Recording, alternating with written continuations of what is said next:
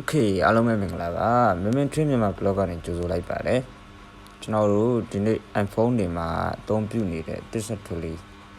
ပြောပြပေးပါမယ်เนาะပထမဦးဆုံးကျွန်တော်ဘာပြောချင်လဲဆိုတော့ဒီကောင်ပေါ့ assistive တက်ပေါ့เนาะ assistive တက်ကသူကဘယ်နေရာတွေမှာကျွန်တော်တို့သွားပြီးတော့အနှောက်အယှက်ဖြစ်လဲဆိုကျွန်တော်တို့ game ဆော့နေတဲ့အချိန်ဒါမှမဟုတ်လို့ဆိုရင်ဗီဒီယိုကြည့်နေတဲ့အချိန်တို့ပါလို့ဆိုအဲ့လိုအချိန်တွေမှာဒီကောင်ကအရန်အနှောက်အယှက်ဖြစ်တယ်ပေါ့เนาะအဲ့တော့ကျွန်တော်တို့ကသူ့ကိုဘယ်လိုဖြေရှင်းမလဲဆိုတော့ကျွန်တော်တို့ပြပေးပါမယ်เนาะကျွန်တော်လိုက်ကြည့်ပြပါ Okay ကျွန်တော်တို့ setting ထဲဝင်မယ် setting ထဲဝင်ပြီးတော့ဆိုလို့ရှိရင်ကျွန်တော်တို့ general ထဲဝင်မယ် general ထဲဝင်မယ် sorry accessibility ထဲဝင်မယ်ပြီးတော့ဆိုလို့ရှိရင်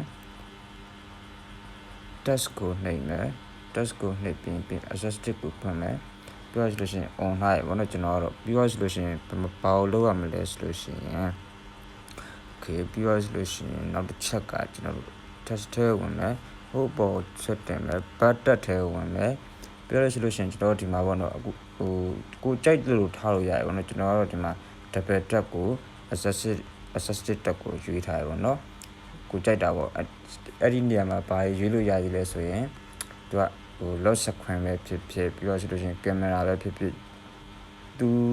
ပေးထားတဲ့ဥစ္စာတွေအကုန်လုံးရွေးလို့ရတယ်เนาะဒီမှာကျွန်တော် triple tap မှာကျွန်တော် lock screen လုပ်ထားတယ် lock screen ပေါ့เนาะဒီကောင်ကဘာလဲဆိုတော့ back tap ပေါ့เนาะနောက်မှန်ကိုနှစ်ချက်ပြုတ်လို့ဆိုလို့ရှိရင်နှစ်ချက်လက်ထိရင် assistive tap ပြောက်သွားမယ်နောက်နှစ်ချက်ပြန်တောက်ရင် assistive tap ပေါ်လာမယ်triple tap ကကြောက်တော့ဘယ်လိုလဲဆိုတော့ triple tap ကကျွန်တော်တို့နောက်မှန်ရဲ့ Apple logo နေရာလေးကိုเนาะသူ3ချက်တောက်ရင် lock screen ပိတ်သွားမယ်ပေါ့เนาะဒါလေးပါ okay ဆိုတော့စမ်းကြည့်အောင်1 2 okay ပျောက်သွားပြီ1 2 okay ပေါ်လာတယ် okay ဒါဆိုလို့ရှိရင်တော့ triple tap ကိုတစ်ချက်စမ်းကြည့်မယ်เนาะ1 2 3